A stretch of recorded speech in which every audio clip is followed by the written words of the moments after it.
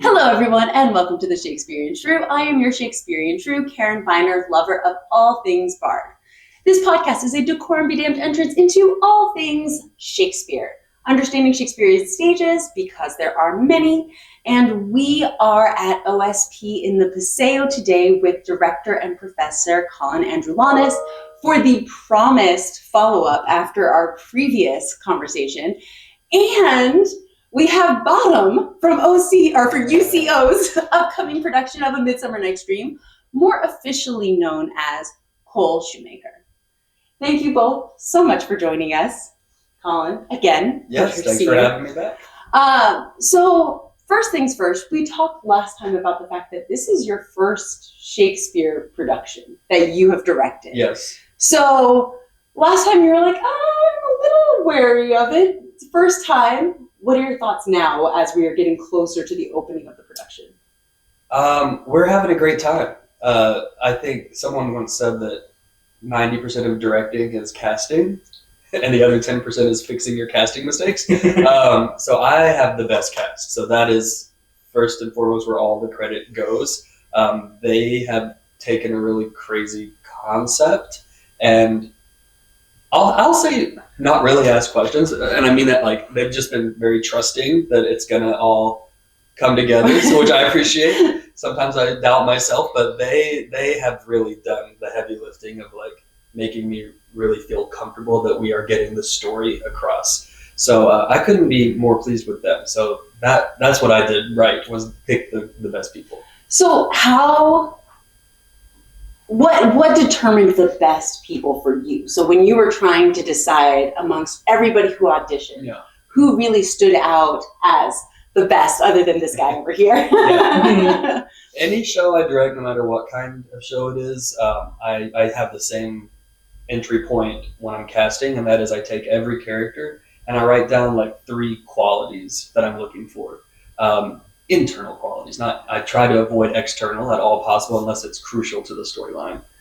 So that really gives me a great rubric when I'm watching these auditions, because sometimes you can get really wrapped up in what I've seen that person do in the past, or what I know them to be like as a person one-on-one in daily life, and not really what are they bringing into the audition room. So that's what I did, and I think it always kind of serves me well. So for example, when I was looking for this role, I wrote down, I wish I brought my list, I didn't think about it, but something along the lines of narcissistic, flamboyant, and energetic, or something like that. And those are not words I would use to describe Cole as a person, but that is what Cole brought into his reading and his callback. So there it was, right in front of me. That's awesome. So Cole, to prepare for your audition, what did you do? What were the things that you prepared for that audition or created for this role? Well, I looked at the as Collin said, he sent out a slideshow with like little tidbits about each character. So I looked at them and I kind of like diagnosed Bottom with what I think he is, and I was like, okay, ex-theater kid, and this is the highest point that he'll ever get to. He's one of those people. So I was like, so this is kind of like how they act, and then I kind of took moments from each of his lines, and I tried to think of like, how can I just inject this idea into it the most? So I would look at like parts where like he sings, and I was like, well, he's gonna like take stage. Just totally be like, everyone step back, it's me. So I did that and like all parts of it. And then I also tried to, one thing I specifically remember was like, yeah, so it's like, reality TV with talking heads and whatnot. And I was like, I'm going to try to think of where I think a talking head's going to go. And so one of them, when he's like, I know their neighbor is to make an ass of me, to bribe me, I was like, that's going to be a talking head. So when we did it for our callbacks, I tried to do it like a talking head. That's awesome. So you're just like, all right, this is where you're going with this? Yeah. I can play this. I said yes and. Perfect. So have there been any surprises so far with the production? Anything where like you saw things going one way and they've gone a different way? Yeah, for me, yes, because I don't love directing shows that rely really heavily on tech because that can go awry. But this show is relying very heavily on tech, so I'm just really trusting the team. There's some stuff I haven't seen yet, and I probably won't see till we get into technical rehearsals. Yeah, the Sunday before we open. But yes, we're finding lots of little discoveries in rehearsals of just like, oh, this would be better coming with this delivery or like as a talking head. So there have been some discoveries in that regard, but other discoveries, I mean, the actors are finding lots of things, and I like to give them, I think, space to explore and try things. Eventually we'll lock it in and say that's how it always is, because this one especially like is very funny. Like, he's hysterical and he tries something new every run, and it always makes someone laugh. So at some point we'll have to say that's the way it is every time, so that we're maintaining the integrity of what it is and we aren't breaking character. But yeah, I think the tech is surprising me and will continue to surprise me until we open. And then maybe even then. Yeah. And then the actors are just finding such wonderful, rich things that I could never have even imagined. So you brought up a great point, which is you're funny and you make a lot of people laugh. How do you be like? How does one be funny? How do you play that? In terms of performance, or in terms of just like saying things? Both. It unfortunately takes a lot of like failure, because like I started just like trying things like in like middle school and high school, and so for like years and years I was just unfunny, and then one day you just kind of are, and it really is just a skill you can like pick up, and there's different styles of that skill, and like some of it you got to be like well read, but some of it like satire you got to be like a little well read to like do really good satire, but like anyone can just kind of be silly. That's something that I think anyone can be. So it's really just that, losing a lot of like inhibitions and being like, well, what if no one laughs? It's like, well, then make a joke of that one, Yeah. He's fearless, I will say. He has not. I've never noticed any fear in his body at rehearsals. He will do or try anything, which to me is so admirable. I don't have that. Well, and I think that that's such an interesting thing, because with fools, with comedy, I think that there's a lot where it takes a lot of wit. You've got to be really smart, and you have to know timing really well to play the fool, or even the clown. Both, I think, take that. They kind of do different things with it, the fool and the clown, but I feel like both of them necessitate that. I love that you brought up courage and that fearlessness, because that's not something that I've really ever talked about, but I think that is a necessary aspect to playing those roles. So last time we talked a little bit about Bottom's character and the fact that I think he's interesting because he is obviously a clown, right? He attempts things and they go horribly wrong, but somehow it works out in the end anyway, right? What makes his production of Pyramus and Thisbe so fabulous is that it is so bad that it's amazing, which is kind of the prescription for a clown.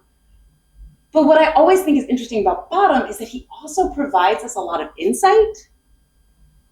Is there any moment, Cole, where you found yourself kind of finding those moments of insight where he wasn't just, this over-the-top, self-absorbed ex-theater kid, but there was something more to him? Oh gosh, probably his little interaction with Titania, I think is very interesting, especially in this production, because it's like he is at the end of the day just some guy, and he does know that deep down. So like when he's got the whole thing around Titania's like, that art more beautiful. He's like, no, what are you talking about? Like, let's get real here for 1 second. And then he's like, but you're smart too. And he goes, you need to stop. Like, I'm self-aware. Yeah. I might be these other things, but I'm also self-aware. We can stop pretending now. And that whole interaction is kind of filled with that until, like, you know, he's given that reality star treatment, like later on in the scene. And I think that calls attention to kind of the idea of those that are just like, well, I would never do it. And then they get a camera on them one time and they're like, well, actually, I'm very much so this person. Yeah. So maybe not like internally, like he's like smarter, just like knows a different thing, but perhaps it showcases thematically a different thing. Yeah, which is so interesting with the reality TV theme you've got running through it. It plays so well, and it's something that I honestly would never have thought of. Just because, I don't know, I tend to dismiss reality TV. That's fair. That's fair. But it's been really interesting just hearing about how you've used it and how you have kind of created a really new vision of Midsummer. Yeah, I hope so. I mean, I would have never seen it coming. I think it's working. That's the scary part of all this is you have these grand ideas and you tell them to a friend and they're like, yeah, that sounds great. And then you tell it to a team of, you know, collegiate academic professionals who are your design team, and they're like, oh, like, you know, then you start to question, is this the worst idea anyone's ever had? And then you tell actors, and most of them are on board. So then it starts kind of working in rehearsals. And you're like, maybe we're gonna do this. So I'm excited, and I always say, like, I'd rather swing big and miss than not swing at all. So we're taking a huge swing, and I think it's gonna really delight people and really like let them see this classic work with a fresh perspective. So with the 17th century text and a very 21st century theme and perspective, is that working out in a way that you think is cohesive? In my opinion, yes. I mean, listen, we've talked about how people put Shakespeare on a pedestal. I say precious, they treat it preciously.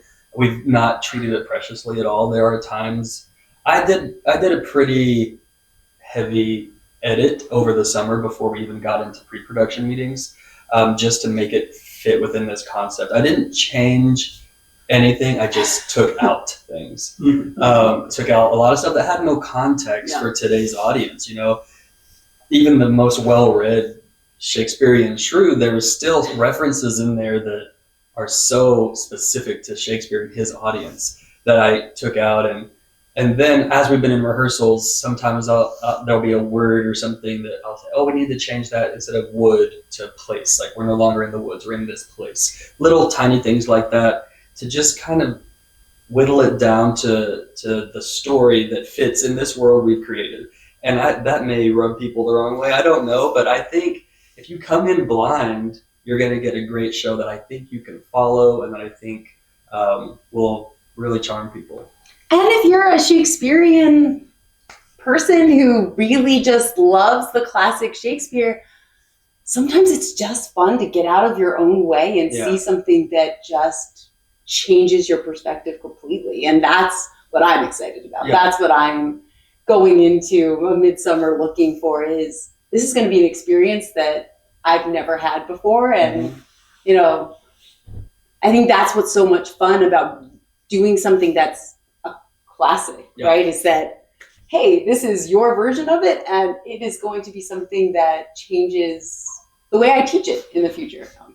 Yeah, we've had fun even like changing the subtext of things. You know, like for the lovers out there, Titania and Oberon are arguing over this changeling boy, and who's gonna basically have ownership of him. And I wrestled with that a lot. What do we cut that? But what is the source of their conflict? So we're not changing any dialogue, but we're referencing the changeling boy being like a future project that they're arguing over the rights to who will produce this project. So it's a manuscript that is called The Fairyland owns not the Yes, exactly. Fairyland is our studio, and and the Changeling Boy is this manuscript over their next project. So we've had fun with things like that, I guess. That's pretty awesome. So, I think so. yeah, because that's always, I mean, even for me, that's always been a struggle, because at the end, what do you do? Like, you're just like, oh, well, I guess you can have the kid because you tricked me. And you're just like, oh, this is a terrible idea. Yeah. But yeah, so that really, I think it's interesting that you dramatically changed the context without dramatically changing the text. Didn't change the text at all. Yeah. So, so the other thing I wanted to talk about is, so this was, you got to do one of your dream projects last year, right? So moving forward, you've taken on something that was very scary, very new to you. Is there another dream project that you have in mind that you're kind of playing around with a little bit? Oh, I think most directors always have a dozen or so just a dozen moving around up there. So yes, one of them may be happening, but I can't say yet because fair enough. I might have students listening. And, yeah. So stay tuned. But yes, they're up here. None of them are written by the bard, though. I'll tell you that. Fair enough. We'll still talk to you about it anyway. Oh, great. So is there anything you always look for in a production that you want? Are there certain things that really for you hit as you start thinking about a production you want to do? Oh, I suppose so. I'm trying to find like a common thread. I don't know, other than when I read the text, it kind of makes my heart race a little bit. Something about, and it can be comedic or dramatic or somewhere in between. Cole was teasing me about some shows I directed in college because they were real angsty, dark, and I haven't really moved away from that being my preference. I don't know why I love really dark comedy. I think the ability to laugh through terrible situations is maybe a coping mechanism, maybe a gift. I don't know. That's always been what really excites me the most. But I've had a blast on this one. I said it's really nice to go into rehearsal on a really cold day when you kind of maybe have a cough or something, and then just laugh your head off. I laugh every rehearsal. It's just so funny. So there's so much, value in all of it, I think. Laughing in the face of darkness. Don't we all need that right now? So we talked about some of your future, trajectories. Cole, let's talk about yours. Let's talk about it. So you're a senior, drama major. In terms of what were some of the things you thought about coming into school knowing you wanted to act and direct, right? Professionally? What were some of the things that the pros and cons, the decision that you made to follow through with acting? Well, I always really liked it, like more really than anything else. I was like, I like acting, I like comedy, I hadn't directed before, and I was like, I might like directing. It seems fun.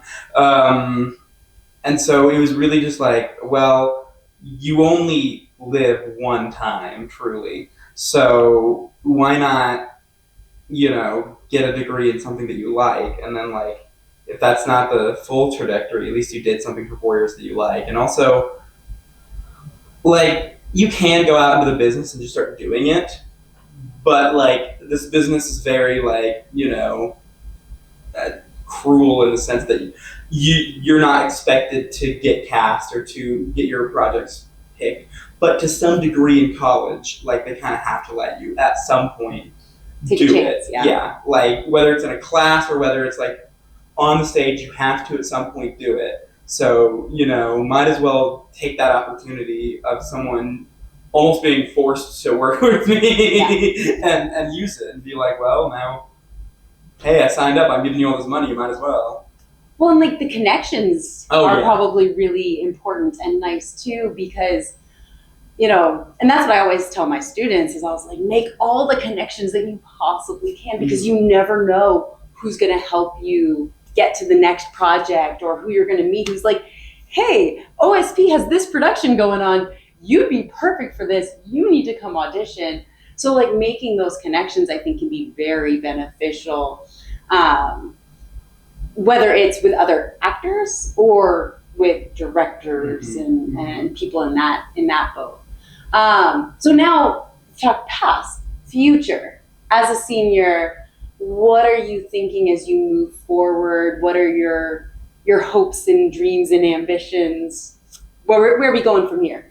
From here, it's a lot of like, it's hopefully just more and more work as I come along, but like work that like I specifically want to do, you know? And sometimes that's a little more odd. Like the most recent thing that I just directed, I don't think anywhere in Oklahoma would be like, yeah, do that. Because it was just a weird play that I liked. It was excellent. Yeah. An absurdist piece. With a weird twist to it as well. But I also feel like, and I feel like sometimes we need that. I feel like sometimes Oklahoma needs that, where it's not what we're used to. It makes us maybe a little uncomfortable. And a lot of times people go to the theater and I think they forget that part of art is getting a little uncomfortable, getting into positions where you're like, what does this mean? Why am I watching this? What's happening right now? I think it's a little hard in Oklahoma because, I mean, people got to make money. Like Right. the theater's got to make money, so they choose, and I'm not like shaming them. I think I understand it. The business model, you got to choose tried and true titles that draw a crowd. Right, and like sometimes you avoid titles that might be really controversial because you're like, like I don't want my theater and the opportunities for my theater to be undermined because I'm talking about something that's going to piss people off. Like, Or if you saw the production he directed was called The Chairs. Yeah. If you saw the description of that and it titled The Chairs, I doubt many people would go and drop $20 per ticket. As wonderful as it was, just because I don't know. I think we're not quite at a place yet where that kind of work is sustainable as a business model. In bigger cities, people like that kind of stuff for the prestige of it all, you know. But I hope Oklahoma's on its way there. I don't know. There's some exciting work happening in places around the city, but true absurd work, I don't know. Maybe I'm being a negative Nancy. no, I think you're absolutely right. I think that's another great thing about college is that you can do that. Yeah. You have the opportunity to push yourself and work in productions that in mainstream Oklahoma would not go well. That's what was so fun about doing The Chairs, because like it was for a class. So like I told the professor about my idea, and they were like, "Oh, well, it's your grade." And I was like, "Yeah, but I got this." And they were like, "I'm sure you do. It's just I don't know. I can't help you because I can't envision that myself." And I was like, "Well, that's what's so fun about theater, and like it's why I like this productions idea so much." Because I like when you walk into a play and then you walk out and you're like, I've never seen that before in my life. Because that's truly what sticks with people and what changes people. Like someone can walk into this and be like, oh, I don't know what to do with my life. And then they walk out and they're like, that. Yeah. I want to do that. Yeah. And that's a powerful thing. Yeah. It is. I don't think, for me, I definitely think that was part of what led me on my trajectory is going to a performance. And I think mine was actually My Fair Lady when I was, I think I was 10 with my grandfather. And I was like, that was amazing. I want to do that for the rest of my life. And then again, I got another opportunity when I was in college to teach a Shakespeare class. And I was like, no, I want to do that. Yeah. And so we can change trajectories, but unless we see what's out there, we don't know what the options are. Right. We don't know what the possibilities are. And so, I think it's so cool that you're taking these chances and putting these things out there. Is that so? obviously bottom, you're playing the clown / fool, depending on how you want to label him. But, or we can just call him the ass, whatever.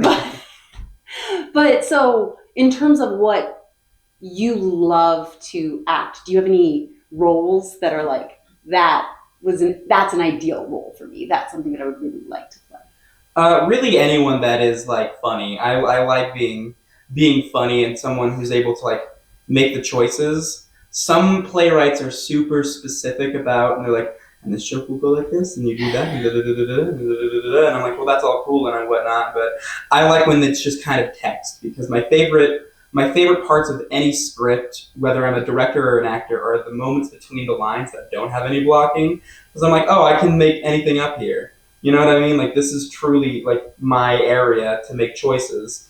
And so really any character that lets me make choices, I really, really gravitate towards as an actor.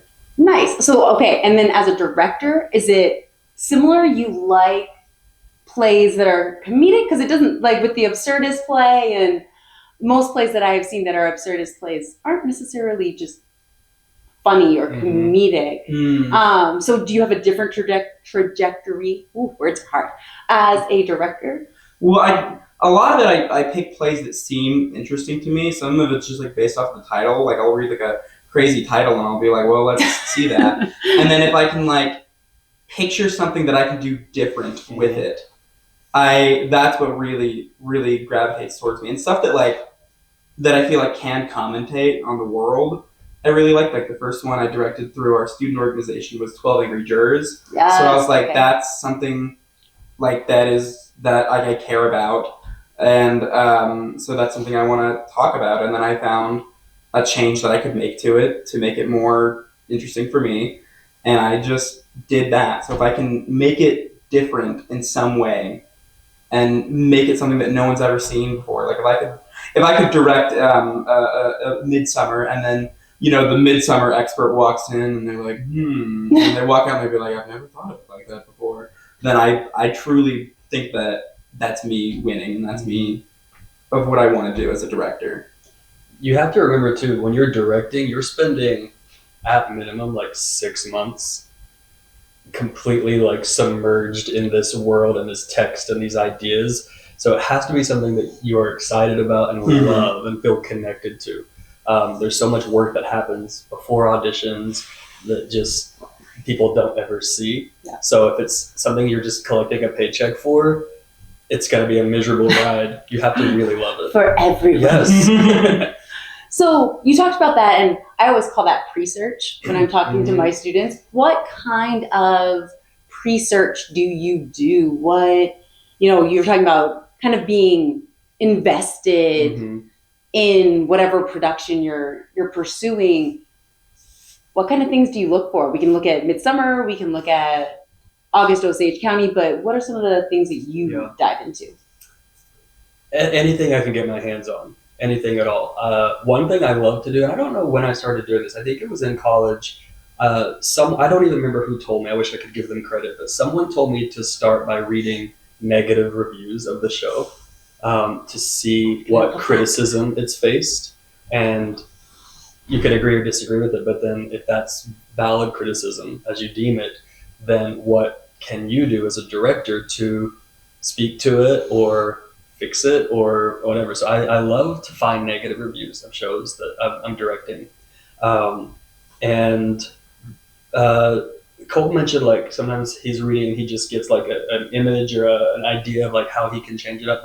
That usually strikes me somewhere on the first or second read, one really specific thing, and it's always something different. Sometimes it's a lighting cue that I see really clearly, and sometimes it's a prop, or sometimes it's a look between two actors. I don't know, I can't explain where it comes from, but that will be usually my springboard. I talked last time I was here about directing that show Corpus Christi, and for me, Cole was in that. It was. Yeah. Nice. For me, I don't know whoever has read it, but it's kind of Shakespearean in the sense that it can be set anywhere. You can do anything you want. But I was reading it and it was very prop heavy. the first scene, they're talking about all these props they're going to use in this telling of their story. And I was like, oh my gosh, this is like 1,000 props, and this is a no budget show.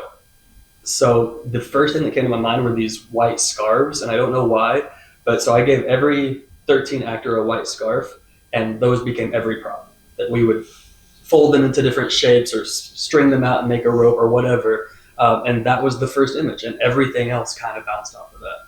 I still have mine. I did. Oh yeah, they got to keep them because they didn't come from the theater budget. That's another great point. I'm just going to play off of that last thing you just said. Budget. Mm-hmm.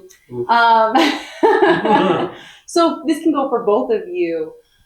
As directors, do you find that the limitations of budget obviously can be very frustrating, but it also sounds like based on the white handkerchief, based on the, that it can also be like productive. It can also help you create new ideas to get away around limitations. So what are some of the frustrations and benefits of art, especially in a place like Oklahoma where maybe we don't have the biggest budgets for art projects? I think you said it. It really springboards your creativity. I mean, Jerry Seinfeld said that art and cheap go hand in hand, and I think that's true. For me, I come from a middle school background, so talk about no money, right? And I think the things, not to brag, but I think the things that I was able to do with literally no money, with cardboard and some dollar fabric and kids, was extraordinary, because it really does force you to use the art that you love so much. So I don't mind working on a budget. I kind of like when they say you have no money, and I can say, okay, watch what I can do with it. I like that challenge.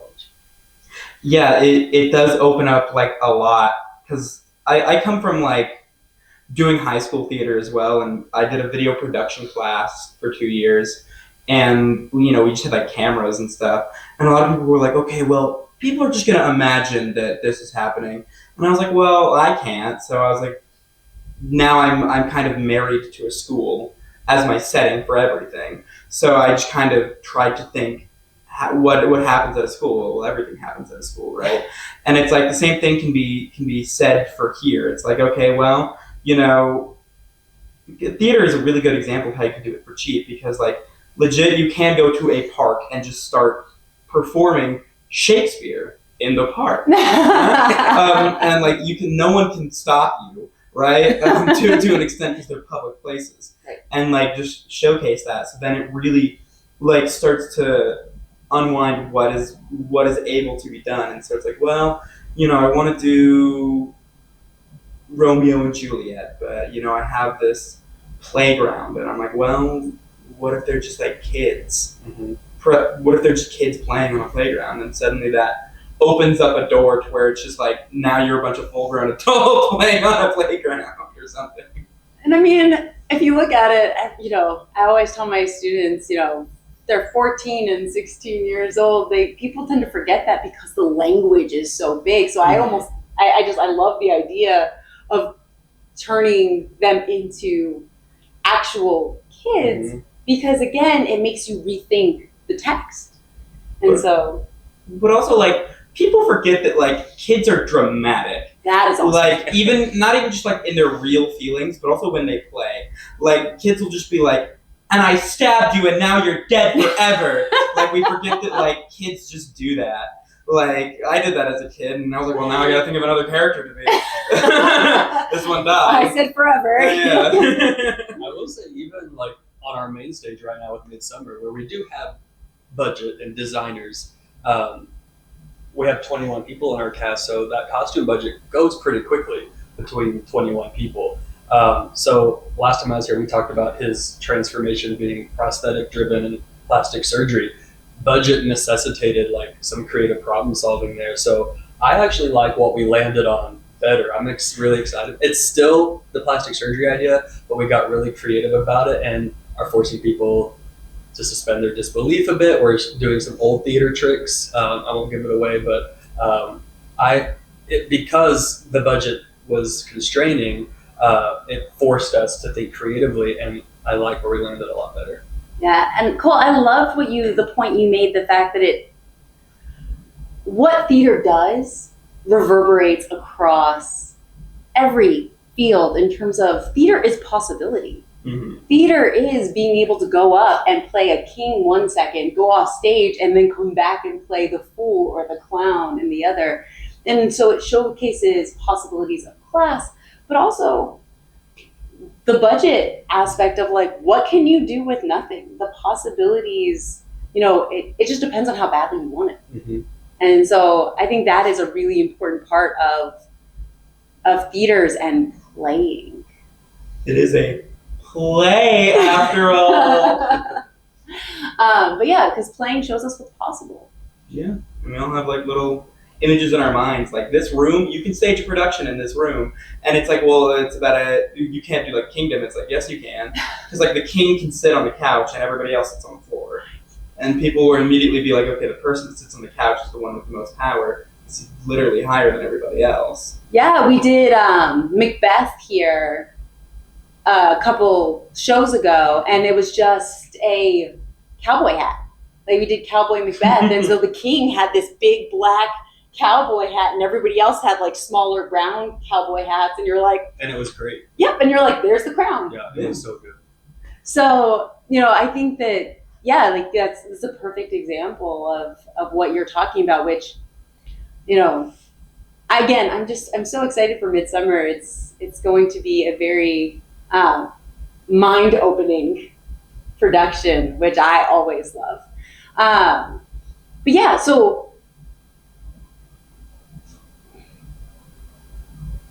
my brain stopped again. Michelle always laughs because like I feel like she can just see it as it happens, where I'm just like, and okay, so I mean that's pretty much for me. Is either of you have anything else you want to say? Do you want to plug Midsummer? Well, I'd like to get the dates right this Yeah, time. let's do that. Last time I got the dates wrong.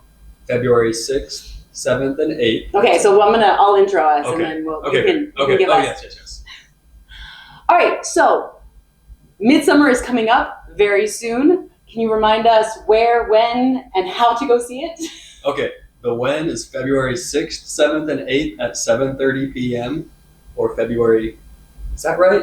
February 9th 6th to the 9th. At 2 p.m. February 9th, the 2 p.m. is our Sunday matinee. Tickets, mitchellhalltheater.com or Mitchell, I'm so bad at this. UCO Mitchell Hall Theater, just Google search that and you'll find the tickets. You can call the box office. I'll put the link underneath it as well. I should have come prepared. But we got the dates right though. yeah, the dates are right, and come just ready to have fun. It's gonna be a great time. Anything in particular that you want us to look out for? Just a few shout outs. I want to give a shout out to the cast, of course, and everyone that I work with, because they have made this so unbelievably easy to work with. Like, shout out all of them. And as it was discussed last one, Nick Bottom in this one is a choreographer. I am not a dancer nor a choreographer, so I have to shout out the actual choreographers for a moment. Yes. Logan Watkins and Madison Hoover, who did a beautiful job with the choreography. It's so much fun. So I gotta shout out the real artist behind this fake one right here. These aren't even real glasses. It's just all fake. But I have to give a shout out to really everybody involved for all of the hard work that they're doing, from the actors to the designers to our wonderful stage management team and our co-director. They are all putting in so much effort, and it is so inspiring to watch them. Just even if it's like the 5th time I've seen people do this, always inspiring, always fun. So shout out to the whole team. And one of your colleagues at OU as well, I don't know if you work closely with her, Dr. Kate Bissell. Oh, okay. Did our fight and intimacy choreography. She's amazing. Very nice. Yeah, that's awesome. Did not know that. Yes. So, is this your senior year? Is this your last production on the books for UCO? Right now, yes. There's a devised project coming up that I'm gonna swing for. So we'll see if that happens. But right now it's looking like the last official one that I'm doing. Awesome. Well, let us know if an unofficial one shows up. Yeah. But and then hopefully we'll see you maybe even within the walls of OSP in the near future. We would love that. That'd be awesome. All right, everybody. So we want to thank these two for coming and chatting with us, and we cannot wait to see their production of A Midsummer Night's Dream. And thank you all so much for listening. Just remember, all the world's a stage, and you too can be a shrew.